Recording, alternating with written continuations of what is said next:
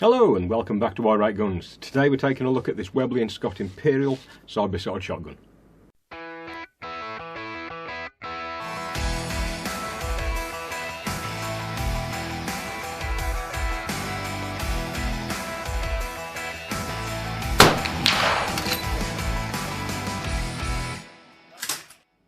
So this is the Webley and Scott Imperial, and I think this is probably the first side-by-side shotgun we've looked on the channel. I spotted this at one of the game fairs last year, and I thought it's going to be a really interesting addition to the market. I can definitely see the appeal of a gun like this. Imagine you want to do side-by-side, you're quite limited for options. Budget conscious, you might look at the Yildiz, or maybe for around the same money as this you can look at a Fab Arm. And then if you want to go up a little bit more, you can probably look at Resini, and those sort of people are still making side-by-sides, Beretta for example, but they are significantly more money. This should fill an interesting spot in the market.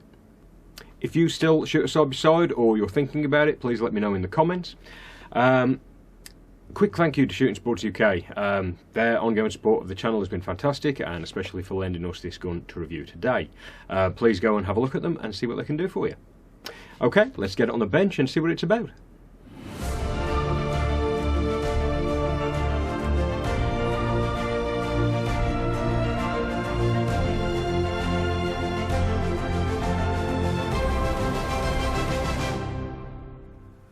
So, in terms of options with this gun, you can have this chambered in 12, 20, 28, 16 and 410. All of those are available with 28-inch barrels only, and then there's a 30-inch barrel option for the 12 gauge only. It also comes in a nice faux suede carry case and some socks for the split components to go into. So, starting at the back, this gun doesn't come with a recoil pad. All we've got here is the stock has been checkered to give a little bit of grip. But what it has got at the back here is this small recess that you can take this plate off here with a couple of screws, and I'm assuming what that does is give you access to a stock bolt, as that's how this is constructed, rather than the more traditional where the front end's what attaches to the woodwork.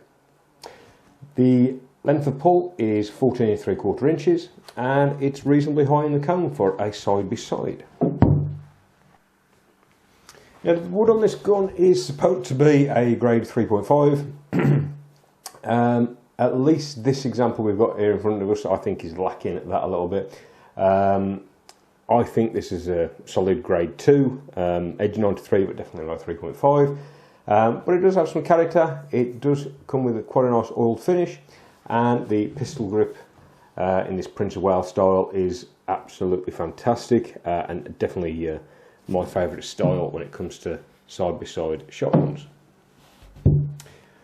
Moving a bit further up, you've got this lovely teardrop, which I wouldn't really expect on a gun at this price point, so that's a nice feature.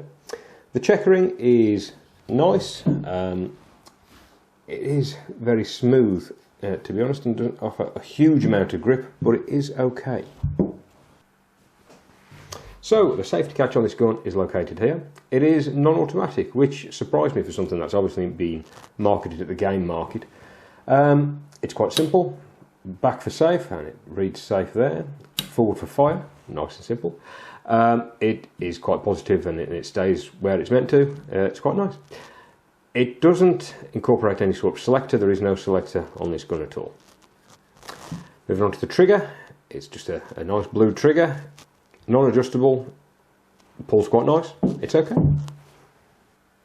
Now for the action. This gun is absolutely fantastic. This colour case hardened finish is lovely, and it carries on over to the fore end underneath, not onto the trigger guard or to the top lever, which would have been extra nice, but it's good as is.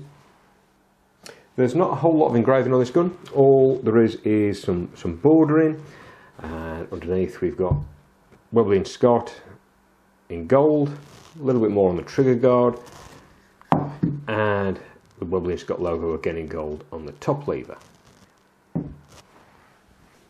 The gun is chambered for 3-inch cartridges if you're into your magnums, and the barrels are proofed for steel, so any sort of impending lead ban will be covered by this gun.